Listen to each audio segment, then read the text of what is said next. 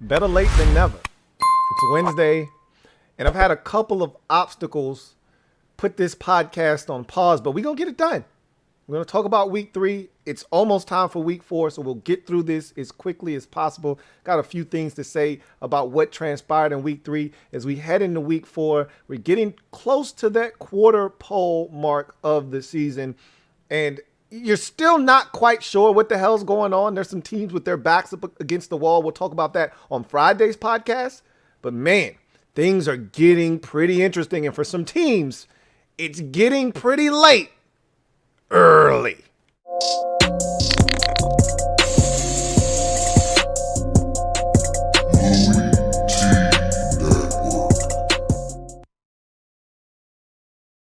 Who else could it be but me, your man, Louie T? Welcome to the 207th installment of the Louie T Network podcast. I, of course, am your set man, Louie T. Thank you for joining me. If you enjoy this content, do me a huge favor. Hit the subscribe button for more great content. Turn on your notification bell so you don't miss a thing. And also hit the like button, as that helps this channel grow exponentially. Big shout out to Johnny68740 for being the first in the chat. If you're out there, you have a comment you want read, we'll try to get to some. Highly unlikely today. I'm going Speed Racer. Go Speed Racer. Go Speed Racer. Go Speed Racer. Go. Gonna try to get through this as fast as possible. So without any further ado, let's jump into the first segment of the show. You know what it is. Don't act brand new. Let me drop this gem on your melon. Open your mind. Let your conscience be free. You're now rolling with your man, Louie T double E. Let me open you up. Get to thinking a little bit. So I want to take a look at kickers. I remember when I first started doing the Louie T Network and everything encompassing around it, one of the big things I like to do was like series. And I think I did a series when I first started out, and one of the shows in that series revolved around kickers. You know, I think it was like the death of the running game or something like that was one of the shows, and another one was like Kickers Matter or something to that effect.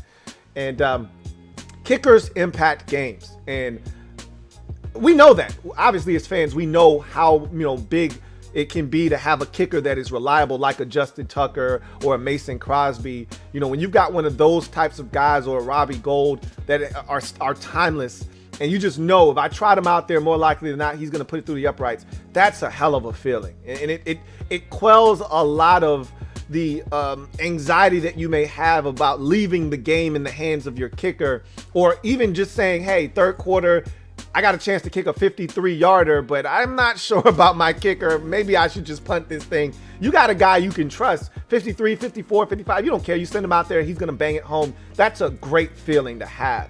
Then you have teams like the Vikings with Greg Joseph and past years, Dan Bailey and guys that, just haven't been able to get it done for them. And they've left games on literally on the wrong side of the stat sheet. They've left games that should have been in the left-hand column on the right side of the column because they simply couldn't put it through the uprights. Hell, the Vikings have already done that once this year already against the Arizona Cardinals in week 2. So it is so important to have a kicker that you can trust.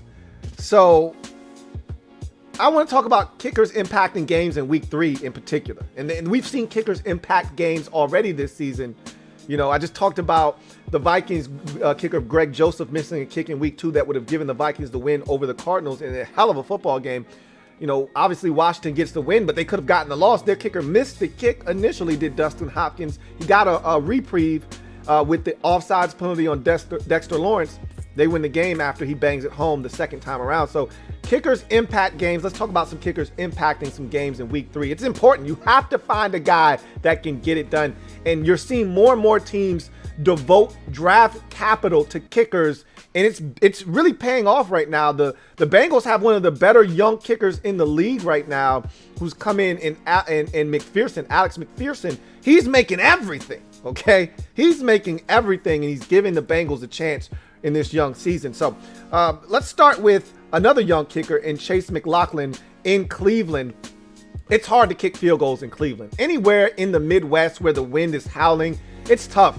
You're outdoors, the wind is gusting, and if it's at your back, it may be beneficial. If it's blowing at you, tough titty. said the kitty, but the milk's still good. Or it could be blowing sideways. You could be getting crosswinds. You don't know what the hell's going to go on in those games, especially out in the Midwest.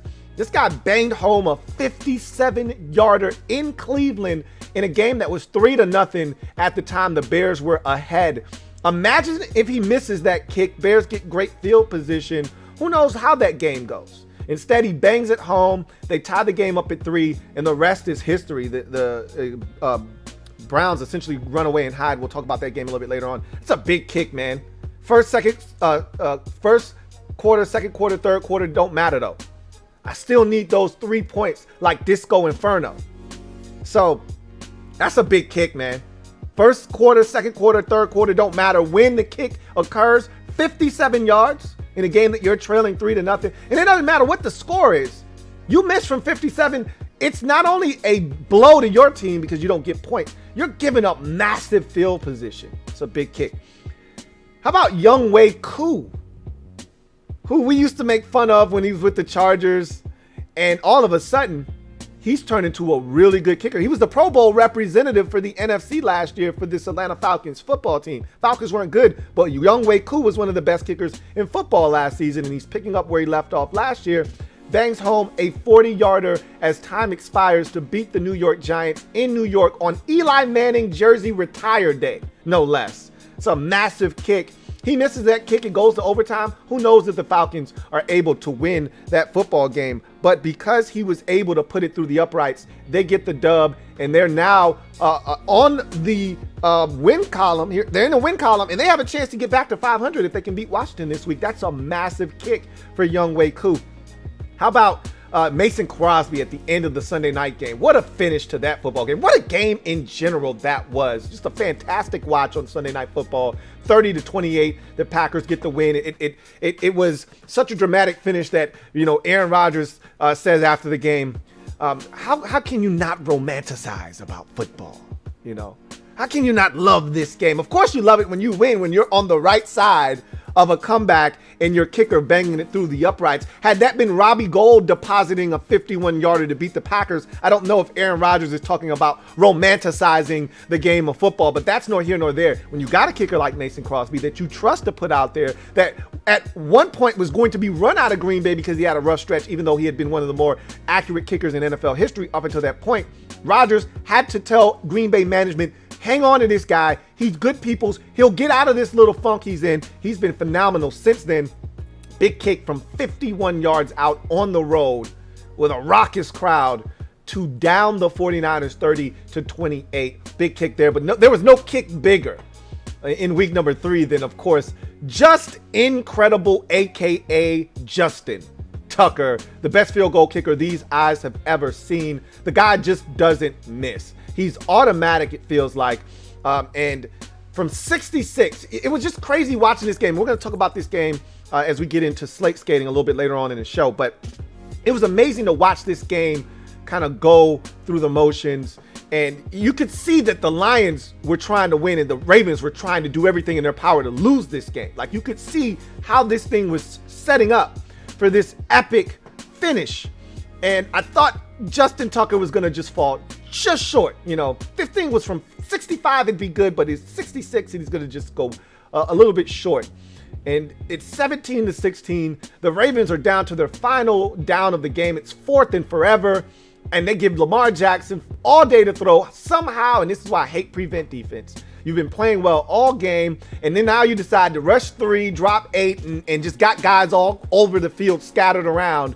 And wide open comes Hollywood Brown. He catches it, gets up the field. The Ravens spike it. They get one last opportunity to kick the field goal, 66 yards. They try to get a quick 5-yard completion. It's to no avail. They don't want to waste all of their time. So they kick the field goal, and I'm thinking there's no way he's going to make this. Even though it's indoors and it's Justin Tucker, he takes a crow hop to give him a little bit more juice on the kick, and then he unloads. It hits the crossbar. When it hits the crossbar, you can't tell if you're not in the stadium. Because on the television, you just see the ball go up. You don't see it come forward. You don't see it go back towards the field. You just see the ball go in the air. So I'm sitting on the edge of my seat, pins and needles. This isn't even my team. And that ball's in the air. And I'm like, is it going forward? Is it going back? Where's it going? And then I look at the officials and I'm looking to see what they do. They look at each other and they put their arms up and I'm like, oh my God, he made the kick. That's insane. When you got a kicker like Justin Tucker, man, it changes the entire game. How about the guys that were on the wrong side of kicks, missing and really hurting their team in week 3? There were a plethora of kickers in that category. Let's run through some of them quickly. Chris Boswell, who has been just about as automatic as it gets for the Steelers over the years, missed from 42 yards out. I think he had some crazy streak, like 37 straight kicks under 50 yards that he had made or something crazy like that. Like, he doesn't miss, pretty much. When he missed this kick, like, I saw the Steelers get in the field goal range and they're lining up the kick. I turned away from their game because I just expected Chris Boswell to knock it home from 42 in a game that they're trailing 24-10. Like, they need these points. They're struggling. I told you the Steelers offense is anemic. We'll talk about that more in Slate Skatin. But I said they need these points. And it's still a lot of time left in the game. So if he makes this field goal, cuts it to a 9-point game, it'd be big. Why? Because later on in the game, the Steelers would get back down there in a 24-10 game. It should have been 24-13 if he would have made the kick. They ultimately have to go for it on 4th down because they're running out of time. You can't kick a field goal and still be down 11. You need 7 here. So they go for it. Had they been down 9, they would have 11. They would have kicked the field goal, cut it to a 6-point game, and they would have ultimately had a chance to tie it on one possession with the 2-point conversion. But again, you missed those types of kicks. It was 24-7 at that time of the game. He misses the kick. That's a big miss in a game that you ultimately would have had a chance to maybe reduce the lead to 8 in one score when you got back down there instead of having to go for it in a 24-10 ball game with, with right around 4 minutes left. They had to go for it, and we knew they weren't going to get it. It was a 4th and long. It wasn't like it was 4th and 2. It was like 4th and 11. They weren't going to get that. They were struggling all day offensively, so that miss put them in that position. Another missed field goal, or a couple of missed extra points by place kicker Josh Lambo of the Jacksonville Jaguars. Again, last year it seemed like Josh Lambo could do no wrong. The guy literally felt like his kicks were in Lamborghinis, and he was in the Lambo, and he was chilling like a villain, feeling right all season. He wasn't missing. This year, dude's missing left and right, missing field goals, missing extra points.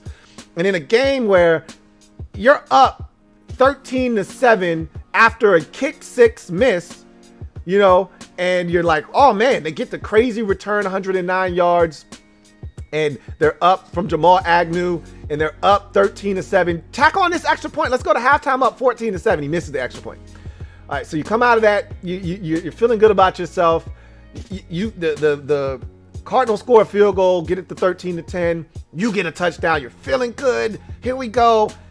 He misses another extra point. It's 19-10. And like, these are deflating when you miss extra points. And just think about it this way. If he makes both of those extra points, it's 21-10. It's a 2-score game, but it's 11. Now think of it this way. You miss those 2, and the Cardinals get a field goal. Now it's 19-13. They only need a touchdown to take the lead, okay, and an extra point, and they're ahead, which is what happened. They get a touchdown, get the extra point, take the lead 20-19. You feel totally different if they score a touchdown, have to go for 2 to tie the game. They don't get it. Now you're up 21-19. Who's to say that you don't buckle down defensively and come up with some stops? Once they took the lead, Jacksonville started to say to themselves, here we go again. Like, they felt them breathing on their neck, and they just got stuck. And the Cardinals run away. You got to make those kicks, extra points, field goals, gotta have them, all of them. Much needed. He missed. It really hurt them in that ball game, especially a team struggling with confidence. You need every single point that you can get. How about Jason Sanders for the Miami Dolphins? Another one of these dudes that last year, you couldn't pay Jason Sanders to miss a kick last year. Okay, dude was money from everywhere, 58 and 56 and 54. Jason Sanders is money from anywhere on the field. Any stadium, anytime, anywhere, Jason Sanders banging it home. Not the case this year. 14-12 game in the second quarter.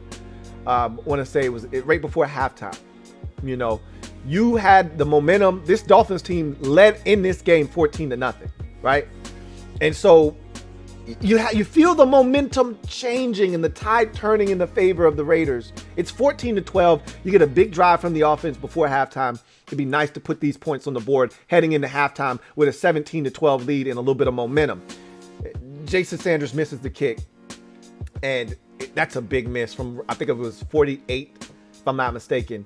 That's a massive miss for a guy that I know is fully capable of banging that home. It wasn't a matter of leg. It was a matter of accuracy. And that hurts. And remember, keep in mind how this game ultimately played out. This is a game that goes to overtime 25-25. You make that kick right before the half, you might win this game in regulation. And no telling how the Raiders play the game if the score is different. Obviously, in hindsight, it's easy to say that. But still, you just look at it from simple mathematics. End of the game, end of regulation, 25-25. You make that kick, maybe you win this game 28-25. Who knows?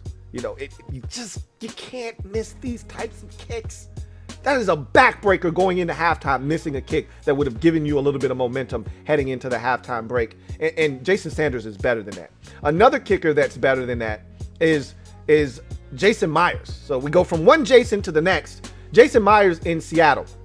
Another one of these kickers that just simply doesn't miss. I think this missed kick that I'm about to tell you about snapped a streak of like 37 kicks in a row that this guy had made. It's some ridiculous number. He just doesn't miss. At home, away, it doesn't matter. Jason Myers doesn't miss.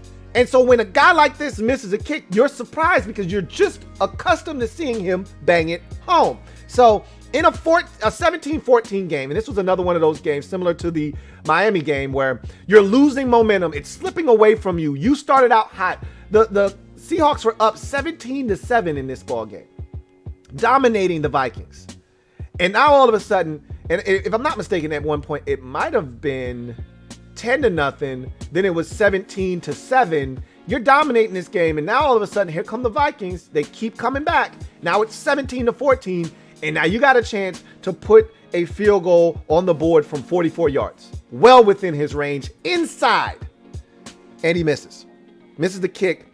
And that 17-14 lead should have been extended to 20-14. Instead, it stayed at 17. And guess what? The Seahawks themselves stayed at 17. They didn't score another point the remainder of the game. And not only did he miss that kick, and I talked about what missed kicks do, especially when you're not heading into the halftime break. Okay, what it does is not only does it deflate your team, it also gives up great field position. And that's what it did. The Vikings take that missed field goal, race down the field, and get a touchdown right before the halftime break and take the lead that they would not relinquish the remainder of the game, 21-17. That was a massive missed kick in a game that the Seahawks simply didn't respond to the Vikings' offensive firepower. You get that field goal, it stunts the growth of the momentum that the Vikings were building. Maybe you take a 20-14 halftime lead to the break, or maybe you take a 20-17 halftime lead. They don't get all the way to the end zone because the field position isn't as great. Either way, you miss, they turn that into a touchdown. That's a 10-point swing. You're now down 21-17 in a game that you have dominated really for much of the first half. You never recover. You lose that football game going away. And then finally, another guy that missed is Ryan Suckup. This one, I cut him a bit of a break from 55 yards out before the half against the Rams, Tampa Bay Buccaneers kicker. He's been really reliable for the Buccaneers. That's another team that struggled for years in the kicking department. You find a guy like Suckup, he's delivering for you. You're not going to kill him from missing from 55, but if you send him out there, you want him to bang it home. It was a big miss in the game. Obviously, at the time, it's 14-7. Rams are ahead. You get that field goal right before the half. It gives you some momentum. You saw how pumped up Sean McVay was when he missed that kick. He's dapping up everybody. He's got a vein popping out of his neck. He's running into the halftime locker room. He's charged because that's a big miss. And it turned out to be even bigger later in the game as the Bucs get a garbage time, what felt like a garbage time touchdown. They're down in the game, 34-17. It feels like it's over. Brady takes them down the field. They get a touchdown. It's cut to 10. You make that field goal before half. Now that's a 7-point deficit. They almost got that onside kick But even had they recovered that onside kick, they wouldn't have had enough time to score twice. They wouldn't have had enough time to score twice. They would have needed to score quickly and then kick another onside kick and get it. They weren't going to do all of that. So had he made that kick, they recover that onside kick. It's a one-score game we're talking about. And again, maybe the Rams play it differently. At the end of the day, I said all of that to say this. Field goal kickers matter. Place kickers matter. Special teams matters. If you don't have yourself a reliable kicker, that could be the difference between 10 and 8 wins. That could be the difference between 11 and a postseason berth and 9 and just missing out, knocking on the door, but being on the outside looking in. You need to make sure your kicker is a reliable one. And some of these guys that missed in week 3 are reliable kickers. They're not perfect. Guys don't normally go 32 of 32 in a season. You're going to miss some kicks.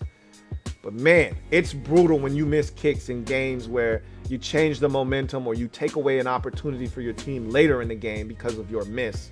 That's rough. Some big time kicks were made, some game winners, 3 of them in week 3. Some big time misses happened in week number 3 as well. So let's get to some super chats real quick, and then we will go straight into Slate Skatin. While I'm taking these super chats, go ahead, put your skates on, because we're going to go around this week 3 slate really quickly. I'm not going to waste a ton of time, so we'll go through the slate quickly. And I want to take these super chats real quick. This first one is from Big Blue Rising. Thank you for the super chat, Big Blue Rising. Greatly appreciate you. Who writes, Lou, you said my Giants would beat the Falcons. When are my Giants realistically going to win a game? Also, will the next GM extend Saquon and Daniel? I did say you were going to win that game, and you should have. Can Adoree Jackson catch? That's a simple question, yes or no. Can he catch? Guy used to be a receiver, punt returner, kick returner. I expect him to catch that interception that Matt Ryan threw to him. He didn't. You lose the game because of it. So it's really as simple as that. Sometimes it comes down to 1 or 2 plays, and that was really, for all intents and purposes, that was the game. When are you going to win a game? I don't know. It doesn't get any easier from here. I mean, you could beat the Saints this week. The Saints aren't juggernauts. You could beat the Saints this week. It's a week-to-week league, as we all know. You could beat the Saints this week. Will you? I don't know.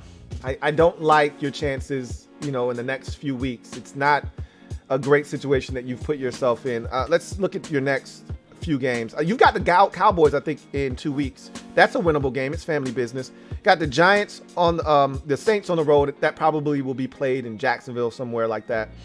You got the Cowboys in Dallas after that. Then you have the Rams at home. Ouch. Panthers at home. Ugh. Chiefs on the road. Yikes. Raiders on the road. Oh, at home. Ouch. Bucks at the crib. Ooh. If you don't get the Saints or the Cowboys, you might not win another game until week number 12 against the Eagles, possibly. It's that bad.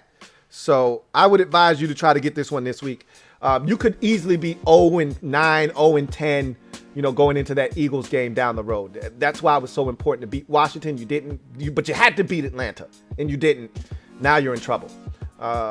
Will the next GM extend Saquon and Daniel Jones? Saquon, yes. Daniel Jones, jury's still out. That's the thing. When you change GMs, he didn't draft any of these guys. He's going to keep Saquon because I don't care where you were or what your evaluation was. You love Saquon Barkley. So he'll extend Saquon. Daniel Jones, on the other hand, he might have had a terrible grade on Daniel Jones and felt like Daniel Jones was a 3rd-round quarterback. So, and if Daniel Jones hasn't changed his mind, by now, then I don't know. So it's hard to answer that question. You would like to think that the ownership, the Maras, would try to hire someone that if they believed in Daniel Jones, they want the GM to believe in Daniel Jones. But again, they'll tell you anything to get the job. Yeah, I believe in this guy. I think we can win with him. They get the job. You're not going to fire him because you got to pay him now. Then they can do whatever the hell they want to do. They could draft a quarterback and Daniel Jones could just be a bridge and they can move on from him or whatever the case may be. It's hard to say with Daniel Jones right now. We'll see what happens. The Phillies Ace 34, thank you for the super chat. Greatly appreciate you. The Phillies Ace 34, thank you for being a member of the MOBB as well. Greatly appreciate you. Who writes, Louie, you're the best, my friend. Likewise. the Phillies ace 34. He said, you can trash my Eagles and Hurts, but it doesn't look good when Buffalo beats y'all like y'all stole something. Just saying. That's facts, but Buffalo was in the AFC Championship game last year. The Cowboys were not. Cowboys were not. So that's the difference is you try to be respectful of family, business and family members. And so you try not to get your ass whooped by family members. It's one thing if you get beat up by an outsider. That's pretty damn good, I may add. And I'm not making any excuses. We got our asses handed to us. And we're going to talk about that here in a second. There's no excuse for that. But it's even worse. It's 10 times worse when it's on primetime television. I've always said, and I'll always feel this way, let me get my ass whooping, okay? If I'm going to have my clothes stripped and a leather belt taken to my backside, I'd much rather have that happen at 1 o'clock in obscurity when only those two fan bases are watching, okay? So only the Buffalo Bills fans and Washington fans are present for the ass whooping. There's nothing worse than going on national television for everyone to see, have your pants pulled down, and then beaten repeatedly. There's nothing worse. That's what happened to you on Monday night. So yes, I can make fun of that and the fact that it happened at the hands of a family member. That makes it even worse. So yeah, I'm not absolving my boys of getting their asses spanked. We got spanked and spanked good. But that doesn't mean yours is any better. Okay. Anyway, I digress. Let's move on to the next segment in Slate Skatin.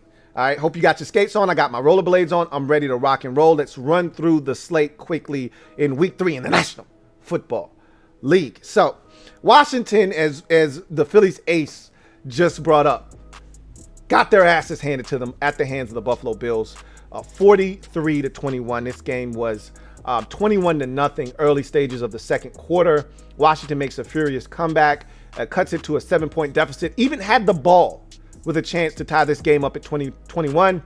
Squandered that opportunity. Bills don't look back. They scored 2 field goals right before the half to extend the lead back out to double digits at 27-14, and then just absolutely ramrod Washington in the second half of the ball game.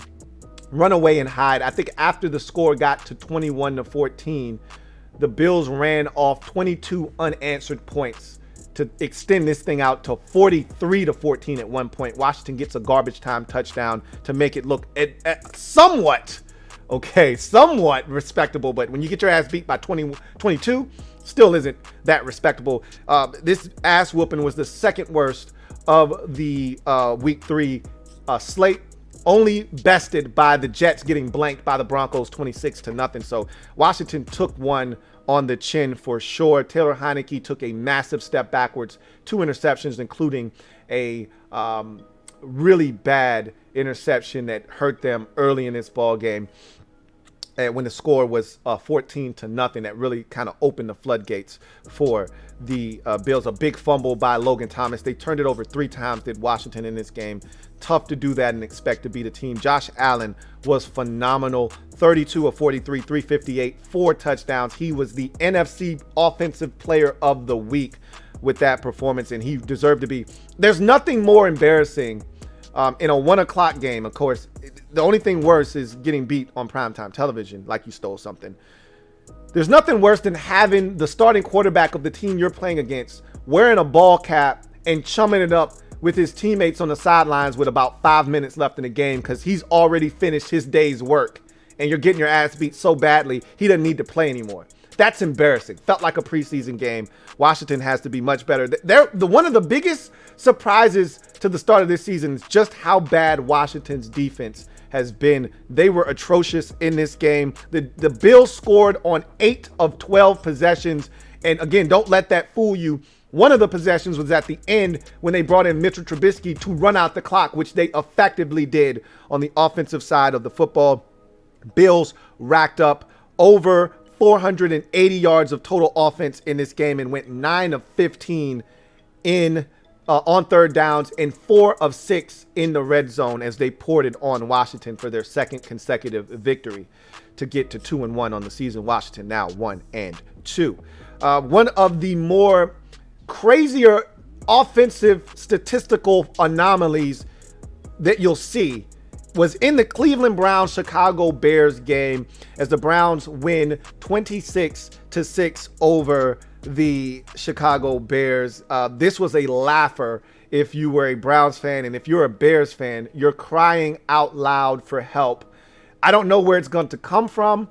You're hoping that, you asked for Justin Fields, you get him, and now you're like, is Andy Dalton going to be ready this week or what?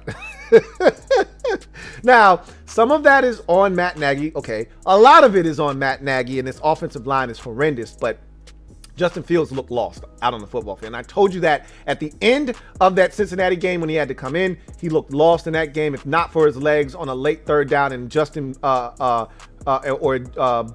Burrow throwing 3 straight interceptions on 3 straight possessions, including a pick 6. They don't win last week against Cincinnati. And so Fields was 6 of 20 for 68 yards. But in the NFL, when you get sacked, they subtract that from your passing total. In college, they subtract it from your rushing total. In the NFL, they subtract it from your passing total. So technically speaking, let's go to the stats. The Bears had 1 passing yard in the game. The Bears had 1 passing yard in the game. It was amazing. This guy was running backwards, and Myles Garrett is tracking him from behind, and Jadeveon Clowney is smacking him around, and Myles Garrett at 4.5 sacks. The Browns as a team had 9 sacks in this game. Both quarterbacks were getting sacked. The Bears had 5 sacks of their own, 14 sacks total in the game between the two teams, but 9 sacks of Justin Fields equals to 1 yard passing. Of the 68 yards, he only gets 1 yard credit of passing in this game. Their yards per play was 1.1 yards. I've never heard of anything in my life. Never heard of anything so crazy. They had 47 total yards of offense in this game, did the Bears. Let me say it again because I know that's hard to fathom. 47 yards of total offense on 42 plays, which equals out to 1.1 yard per play. Oh my God. The Bears are terrible. Matt Nagy's terrible. The offensive line is terrible. Something must be done. I don't know what will be done, but something has to be done. The Browns are now 2-1. And let me give you a word of fantasy advice. I don't do this very often, but if you're out there and you're in a fantasy league and you want to do yourself a favor, and you can thank me later, or you can thank me now, it's up to you. Check your waiver wire and see if running back Demetric Felton is available for the Cincinnati or for the Cleveland Browns. If he is, I would go ahead and pick him up. You're welcome. Ravens at Lions, 19-17 is the final score here. This game was wacky. When you look at how this thing started, 10-0 Ravens at halftime, you're thinking, okay, they're going to win this thing going away. The Lions stink. But Hollywood Brown, single-handedly tried to keep the Lions in this game with drop pass after drop pass after drop pass. And what it effectively did is, instead of the Ravens scoring touchdowns, they had to keep settling for field goals because of dropped and missed opportunities.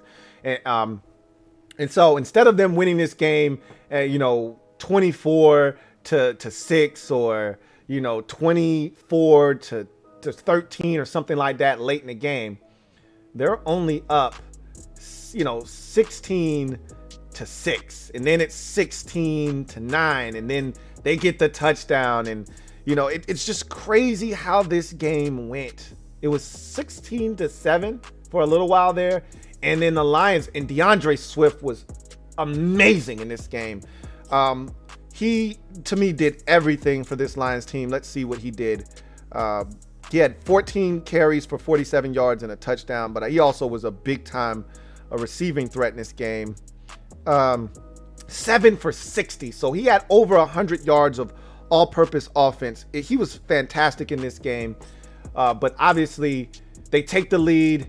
They play super soft at the end, even though they had the Ravens in a 4th and forever, and it came back to haunt them. It's unfortunate because they did everything they could to win that game.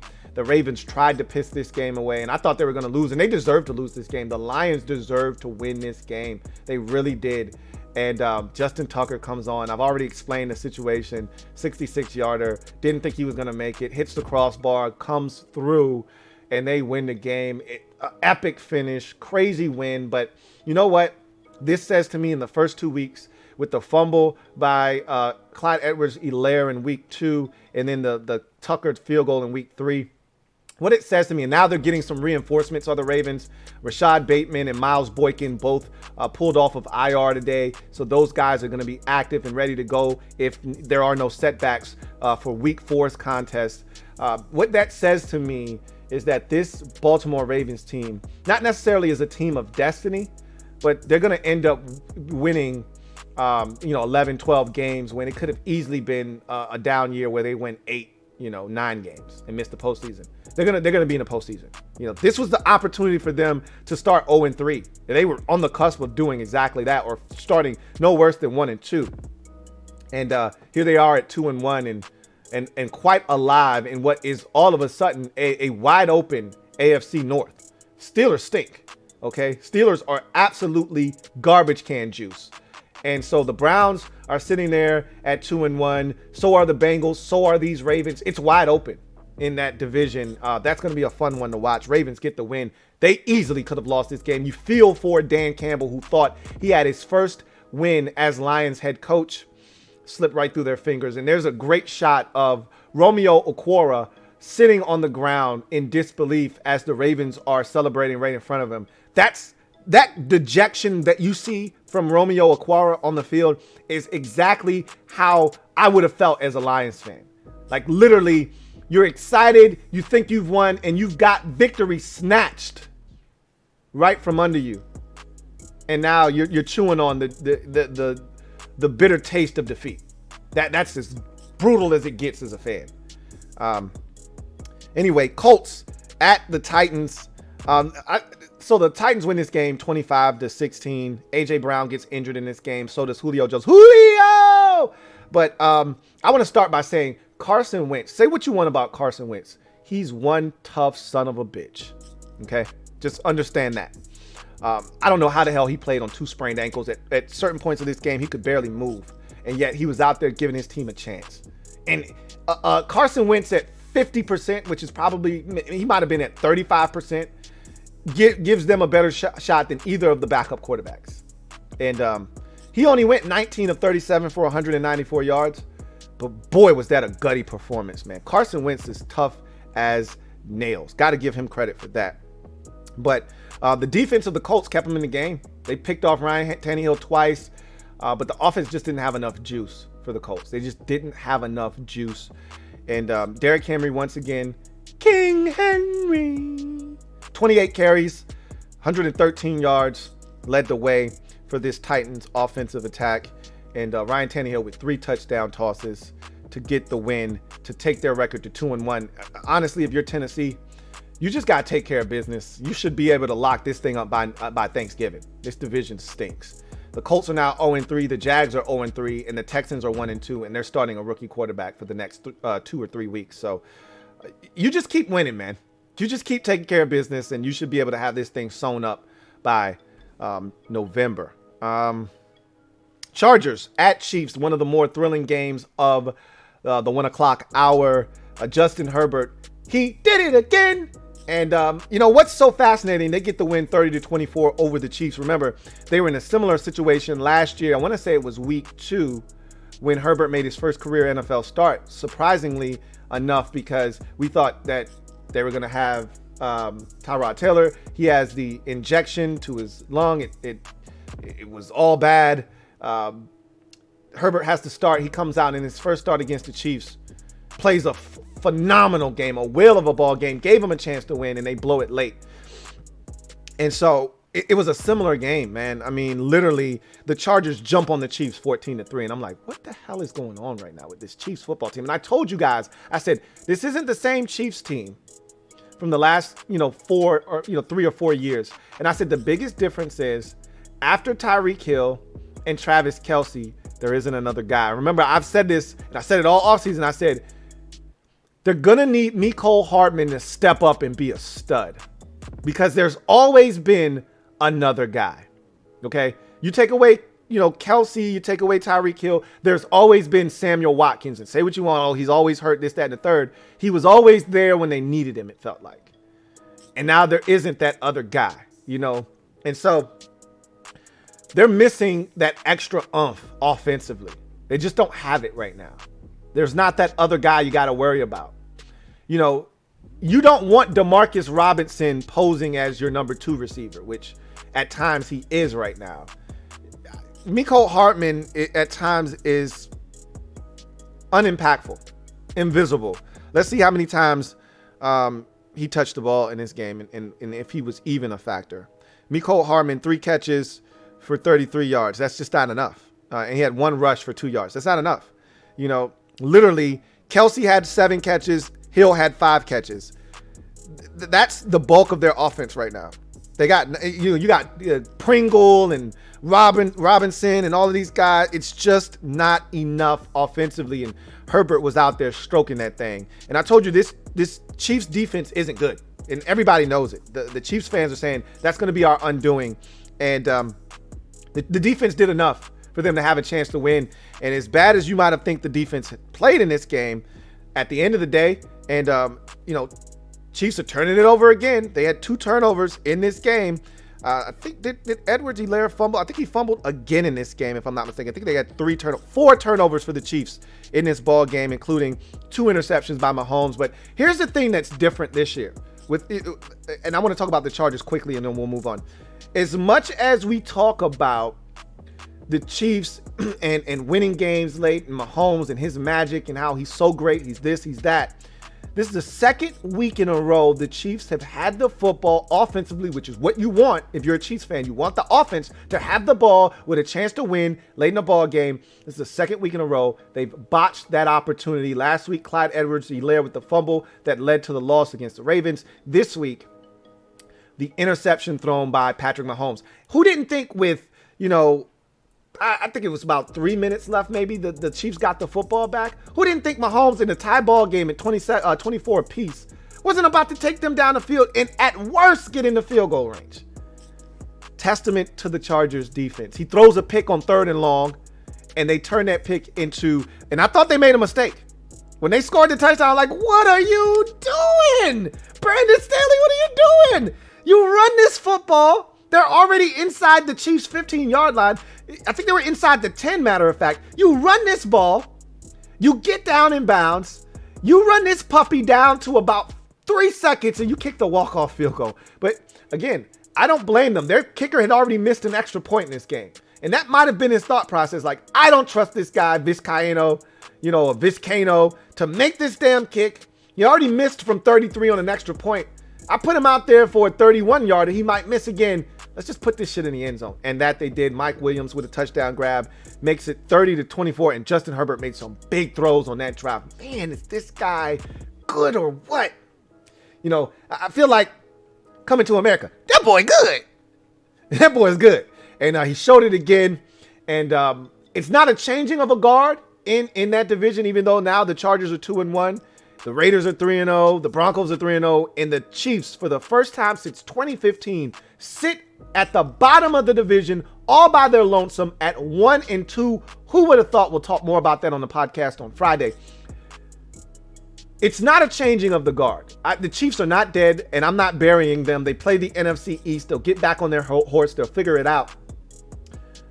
But what this has done is this has started a rivalry. This will be the biggest rivalry for the next decade plus in that division. Won't be Raiders Chiefs, won't be Broncos Chiefs, won't be Broncos Raiders. It'll be Chargers Chiefs. And we'll be looking forward to these games on the schedule. Next year, mark my words, next year, one of these Chargers Chiefs games will be on either Christmas or Thanksgiving or one of these major primetime holidays, probably Thanksgiving night. You'll get Chargers and Chiefs. Mark my words. Big win for the Chargers. That defense was outstanding. They forced 4 turnovers. They got the stop late and the interception when we thought Mahomes was going to take it down the field. And that offense was just as clutch as it could be when the game was on the line, tied at 24. Herbert does it again. He did it against Washington when they needed a 4-minute drive to salt the game away. He made every throw. They needed it here. He made every throw. They win the football game 30-24. The Chiefs are now 1-2. I repeat, the Kansas City Chiefs are 1-2. They could easily be 0-3. They should have lost to the Browns in week 1. Are you kidding me? Saints at Patriots. This was my most surprising outcome, and I don't know why, of week number 3. I thought the Saints were going to go wet the bed again. They wet it the week before. The Patriots were coming off of a dominant defensive performance against the Jets and Zach Wilson. And I just thought defensively, they're going to bottle up Jameis Winston. And Winston was 13 of 21 for 128 yards. Like, if you let them run the football and you turn it over, they just want Winston to babysit. If you force Jameis Winston to have to beat you with his arm, that's when the Saints are in trouble. He's babysitting games right now. He babysitted in week 1 against the Packers because the Packers were so bad offensively and their defense was so dominant. He didn't have to do much.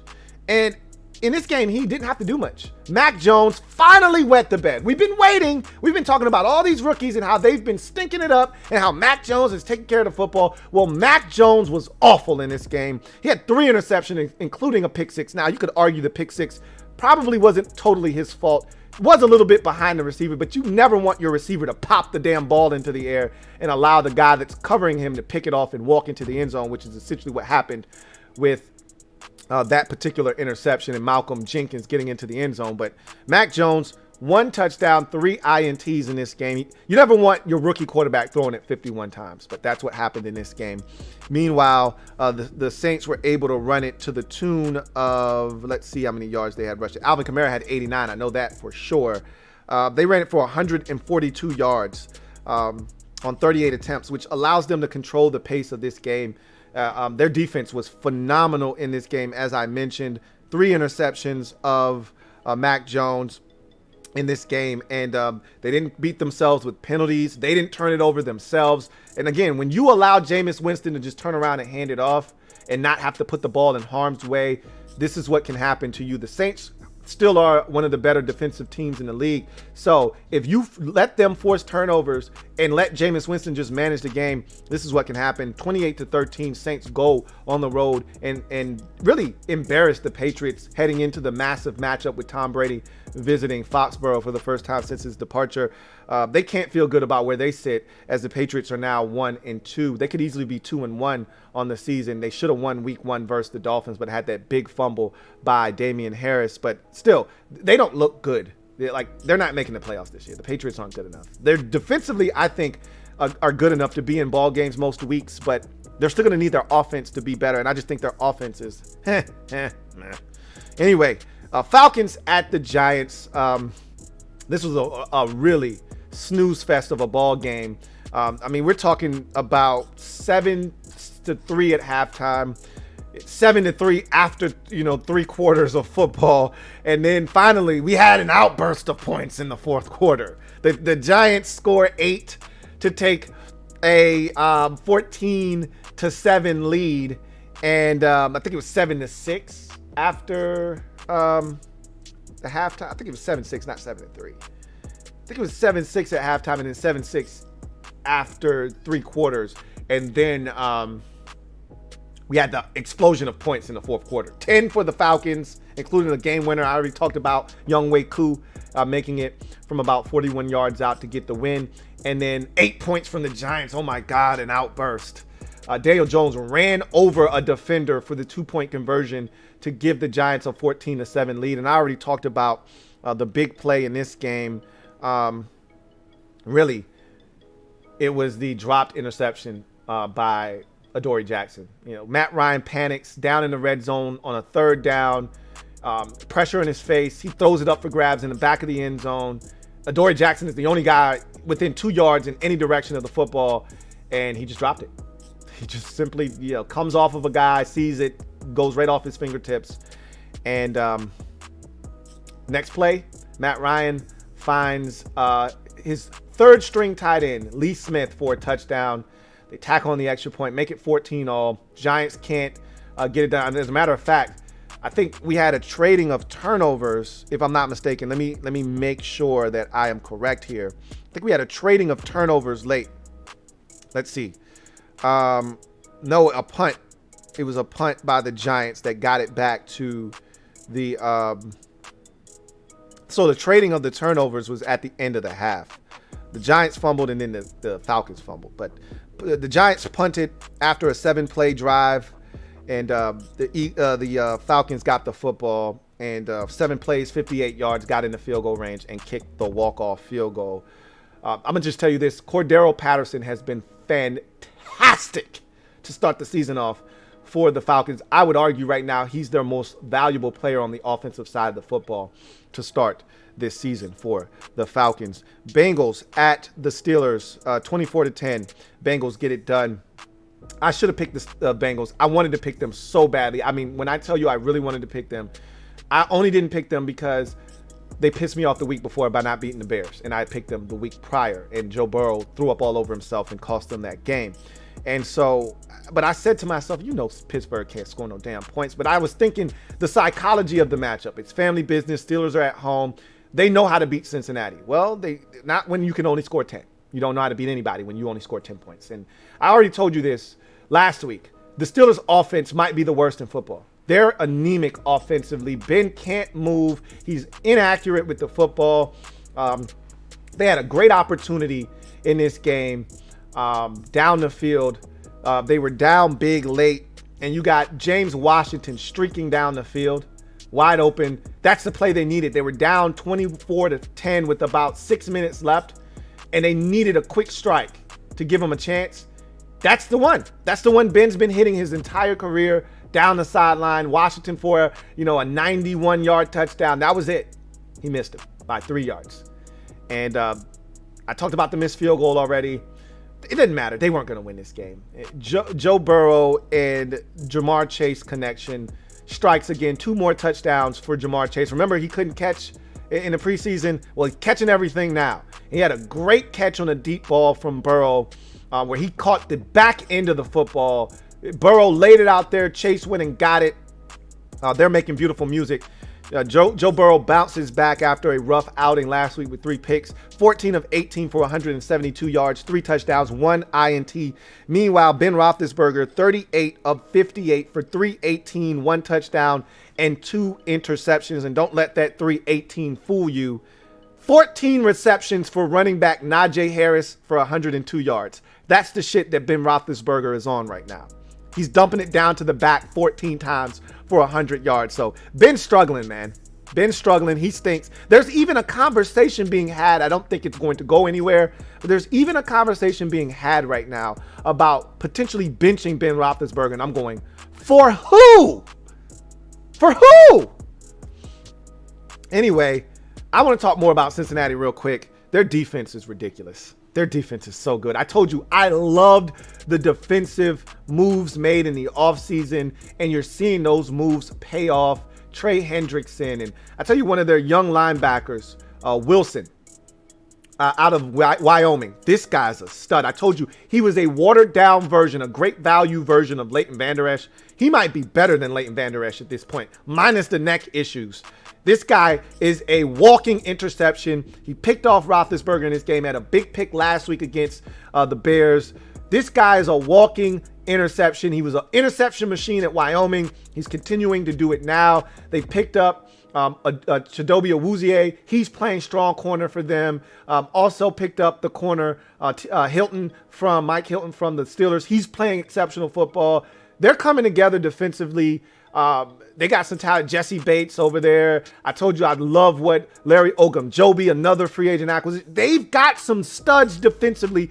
It's going to be fun watching them on Thursday night. I think you guys are going to enjoy watching Cincinnati's offense and defense. They get the win 24-10, stifling what is a very trifling Steelers offense. Now the Bengals are 2-1 and the Steelers are 1-2. Cardinals at the Jacksonville Jaguars. Remember what I told you guys on Friday leading up to this game? I said, this is the type of game that Arizona goes to Jacksonville and wets the bed and loses or almost loses. That's why I couldn't pick them as my survivor pick.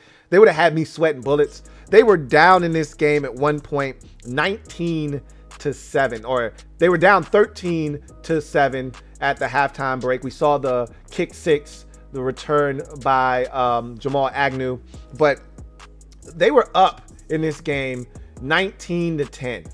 They were in control of this ball game. 2 missed extra points really hurt them, but they were in control. And then the Jags happened. The shit that they always do. They give up plays. Trevor Lawrence throws a pick six. He seems to throw one of those every single week. He had 2 more interceptions in this game. They tried to get cute with some trickeration, a flea flicker. The Cardinals weren't having it. He gets picked off. Kyler Murray doing Kyler Murray things in this game. He's ridiculous. AJ Green. It's AJ Green. Had a big game. 5 catches, 112 yards for the Cardinals. They can hurt you in a multitude of ways, and that they did. And they went off for 17 points in the third quarter, did the Cardinals, and that really hurt the Jaguars, because once the Cardinals took the lead in this game, the Jaguars folded up like a cheap tent. And you knew they were going to do that. It's going to be hard for them to win games this season because, one, they're lacking confidence. 2, they turn the ball over and make too many mistakes, miss field goals, interceptions, fumbles, drop passes. Had some more drop. Like, you got to help these young quarterbacks out. I've seen more drop passes with these young quarterbacks this season than I can remember in recent memory. Like, you got to help out Trevor Lawrence. He has at least 2 or 3 drop passes every single week. Just too many mistakes by Jacksonville on a weekly basis, and you're not good enough to make those types of mistakes. So they're 0-3. The Cardinals are now 3-0, and they've got a massive showdown this week with the Los Angeles Rams. That should be a good one. Jets at the Broncos. 26-0. I'm not going to spend a lot of time on this. The Broncos did exactly what I thought they were going to do, dominate the Jets. Zach Wilson with 2 more interceptions. This guy's on pace to set the NFL record for the most interceptions thrown in a season by a rookie quarterback. He just continues to share the football at an alarming rate. I still think the guy's super talented, but they're just not very good. The Jets stink. They're the worst team in football. I'm convinced of it. They get blanked this week. Last week, they barely scored 6 points. They scored 14 in the second half against Carolina, but they stink, man. I mean, God, are they bad. The Broncos pretty much dominated this game from start to finish. Teddy Bridgewater continues to do Teddy Bridgewater things. 19 of 25 for 235 and just continues to manage the game well. Their second-round pick running back, Javonte Williams, he's a stud. They got a nice 1-2 punch between Melvin Good in the third and Javonte Williams. And then they can run it. I love Tim Patrick. He had 5 catches for 98 yards. If I were a team looking for a receiver in free agency next year, Tim Patrick would be a guy that would be really high on my list. He was good in this game. And the Broncos were up 17-0 at halftime, and they never looked back. They dominated this game. And I'll tell you what, the Denver Broncos are gaining confidence, and that defense is legit. They're one of the better defenses in football. They're going to be a fun team to watch, continue to grow as the season goes along. They had a massive injury in this game, though, as they lose wide receiver KJ Hamler for the entire season to a torn ACL. That one stings because Hamler was having a great start to the season. Dolphins at Raiders was another fantastic game here. Went to overtime. Raiders get the win 31-28. Teams trade field goals in overtime. This game was 25-25 heading into the extra frame. Dolphins jumped out to a 14-0 lead.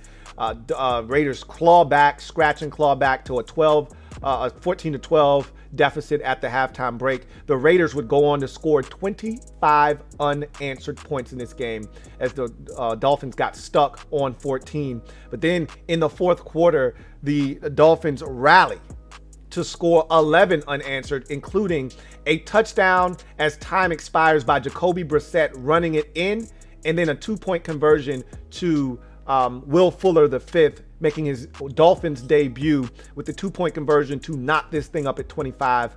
The Raiders take the opening kick of overtime, get into field goal range. The Dolphins match that field goal with one of their own, and then the Raiders do it once more to win this game 31-28.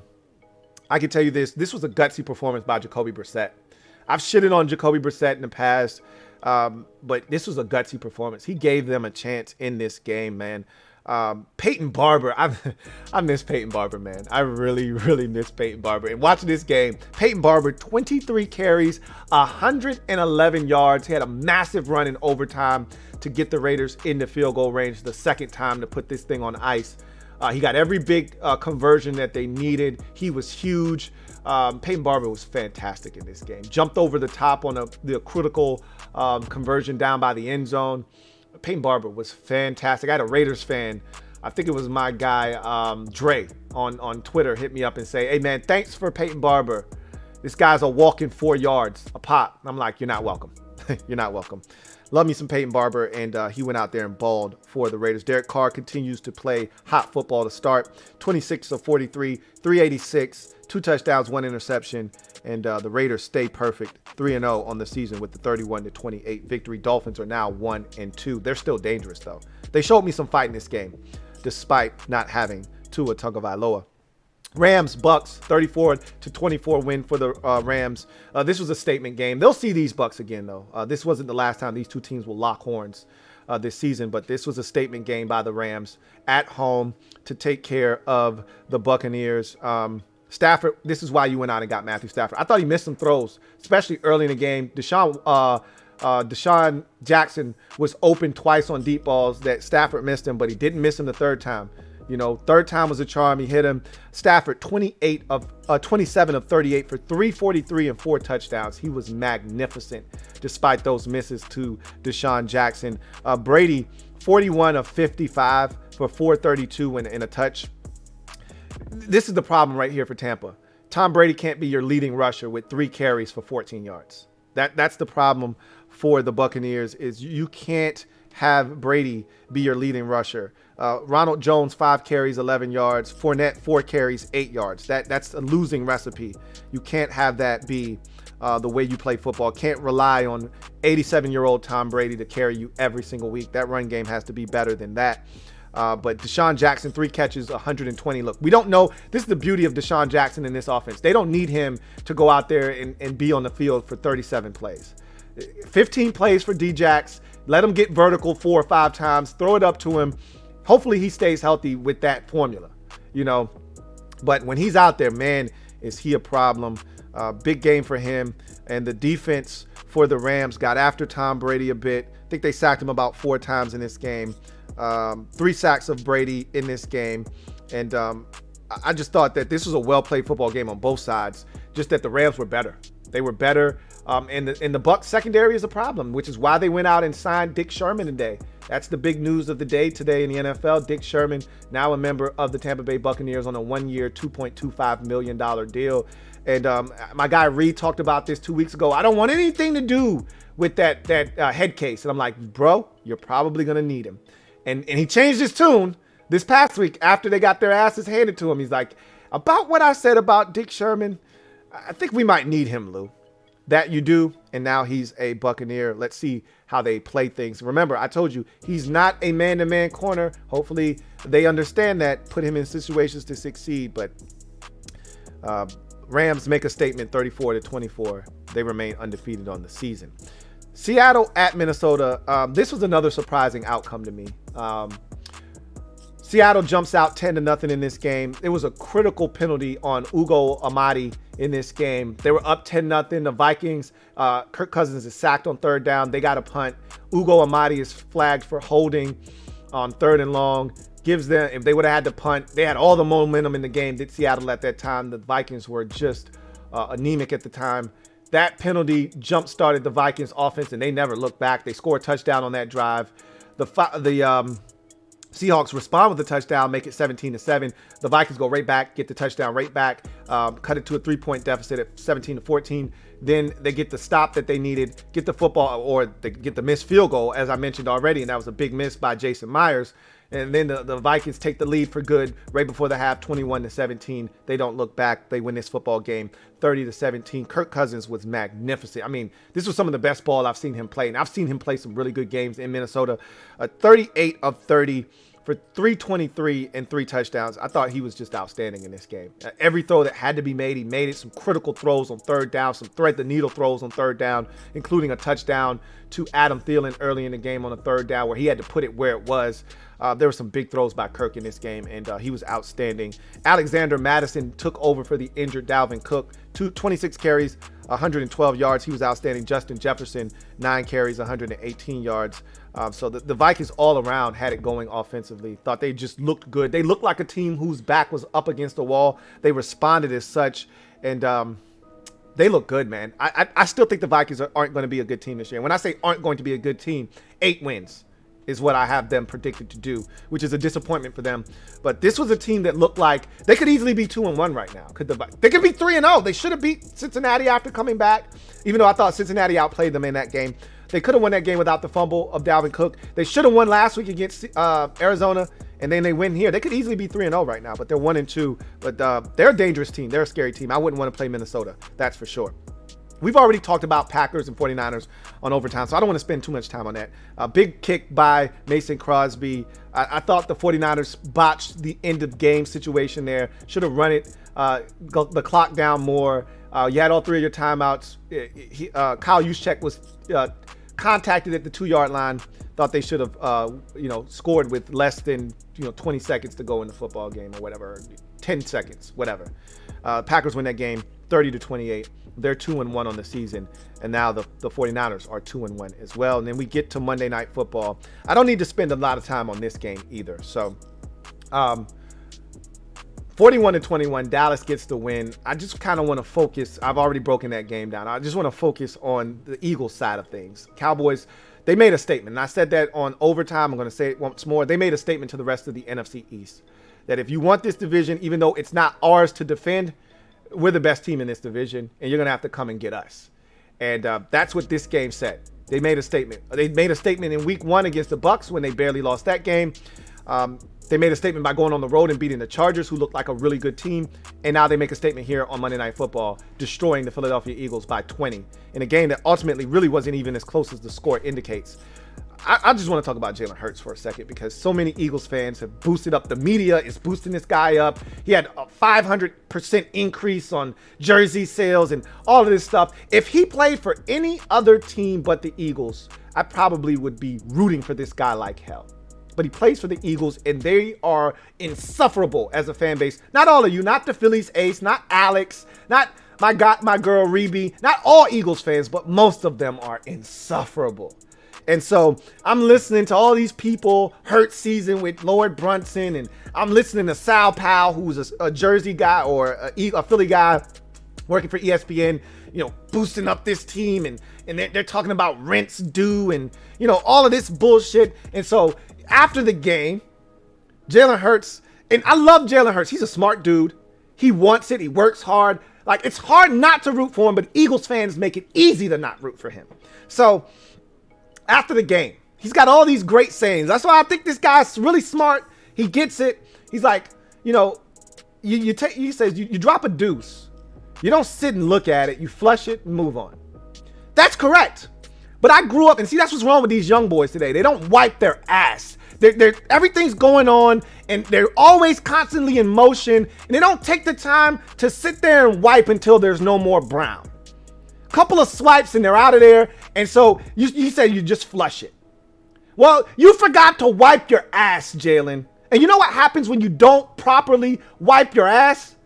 You stink. I can still smell the stench of the ass whooping on Monday night. Smells like shit.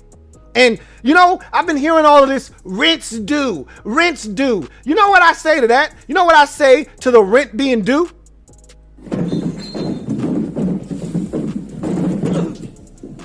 Hey, Stu, your rent's due, motherfucker. And don't be pulling that falling down the stairs shit on me, you hear? Are you conscious?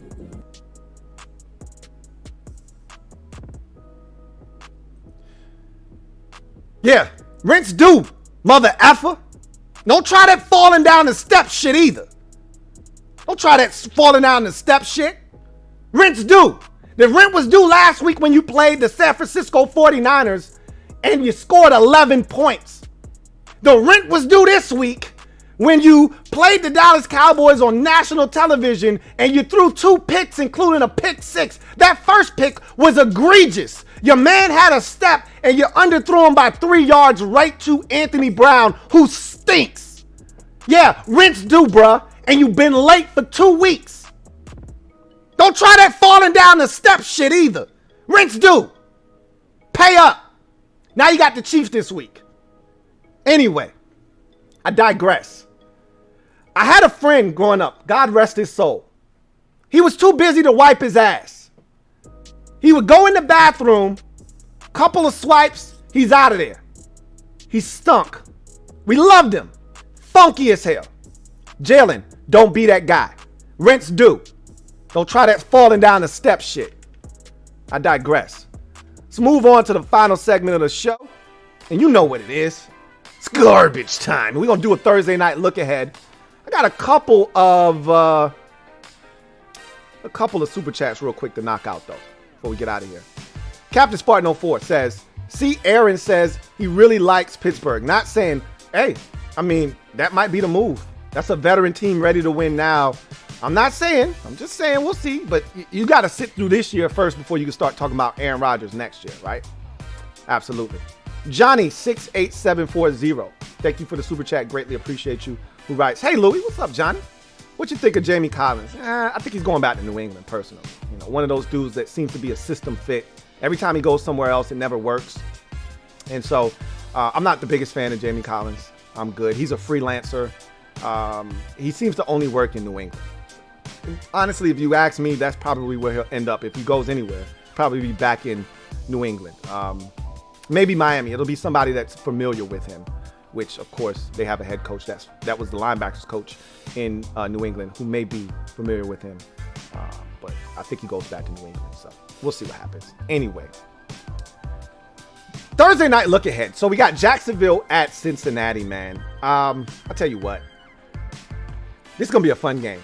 And the last two first overall picks in the draft, Lockhorns, Jacksonville's not going to win this game. They're 0-3. The Bengals are 2-1. This is more about Cincinnati than it is Jacksonville, because I don't think you guys know how good Cincinnati is, and you're going to get a true taste of what they can be. They're 2-1. They're going to be 3-1 after this game. That defense is good, man. They're really good, and you're going to get to see that. They're going to pick off. If the trend continues with what we've seen from Trevor Lawrence in the first 2 weeks or 3 weeks, they're going to pick him off 2 or 3 times in this game. They're going to sack him a bunch, pressure him, make him uncomfortable. And that offense, they're coming along. Joe Mixon's a stud. We see what Jamar Chase is. He's a stud. And Joe Burrow's starting to get back acclimated. He actually got back acclimated a little bit quicker than I thought. I thought he was going to be a little bit more skittish early in the season. But he's starting to settle down, be comfortable with trash around his feet, deliver the football. They're going to win this thing going away. 31-16 is the score, I think. But this is more about Cincinnati. I want you guys to take a long, hard look at Cincinnati in this game and tell me what you think, because I think they're going to ultimately be a team that is much better. And I said this before the season started. I think they're going to be better. I didn't expect them to start the season off 3-1, which is what they're ultimately going to do. But I think they have a chance to be much better than people thought going into the season. I still don't think they're a playoff team, but we will see. So, that's going to do it for me, your man, Louie T, here on the 207th installment of the Louie T Network podcast. Thank you guys for joining me. Jason Rogers with the super chat. Thank you for the super chat. Greatly appreciate you. Jason Rogers, who writes, coming to America, LOL. You a fool. You're damn right I'm a fool. That's my favorite movie anyway. You know what it is. My guy, JP, thank you for the super chat. John Perez, greatly appreciate you, who writes, bruh, that was an LT rant of the year candidate. Hey, like I said, rent's due. Time to pay up. You're 2 weeks late. See what you got against the Chiefs. All this bullshit everybody talking about, hyping these guys up, hyping the Eagles up, hyping up Jalen Hurts, 500% increase in jersey sales. Okay. All right, you just dropped the deuce. Okay. You don't want to stare at it. You don't want to sit there and look at it, flush it. Okay. You didn't wipe your ass, though. You still stink. Rent's due. Don't try that falling down the steps shit. Rent's due. Anyway, I digress. It's going to do it for me, your man, Louie T. I'll be with you guys later if you're a Washington football team fan for Washington Football Nightly live later on tonight. So look forward to that. If you're not a member of the Washington football team fan base, or you just don't want to watch, I'll see you guys tomorrow for Thursday Night Football Overtime. If you're a member of Patreon, if you're a Patreon subscriber, the film breakdown for Washington is up. Check that out so we can discuss it later on tonight. Until then, you guys take care, and I'll see you guys later on tonight. Have a good one.